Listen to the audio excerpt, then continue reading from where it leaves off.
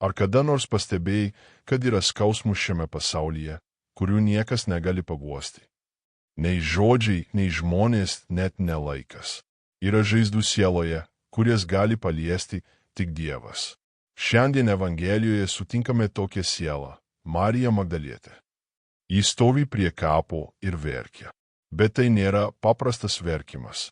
Tai verkimas to, kuris prarado viską, kuris prarado tą, kuris buvo jos vienintelė viltis. Ji pasilenkia, pažvelgia į kapą ir pamato du angelus. Dangiškas būtybės, šlovingas, didingas. Ir jie klausia jos: moterie, kodėl verki? Bet įvyksta kažkas stulbinančio. Ji neranda paguodos. Net angelai negali numalšinti jos skausmo. Nes kai siela iš tikrųjų sutinka Jėzų, niekas kitas negali jo pakeisti. Anksčiau Marija ieškojo paguodos kūriniuose. Bet dabar niekas, absoliučiai niekas negali užimti Kristaus vietos. Ji atsisuka ir pamato Jėzų. Bet jo neatpažįsta. Mano, kad tai sodininkas ir toliau ieško, toliau verkia. Kol Jėzus ištaria tik vieną žodį – Marija. Jos vardas ištartas Dievo.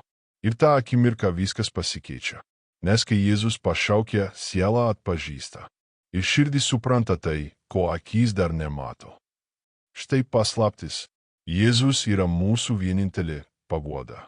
Niekas šiame pasaulyje negali užpildyti tuštumos, kurią gali užpildyti tik Jis. Šiandien turime savęs paklausti, dėl ko mes verkiame? Dėl dalykų, kuriuos praradome.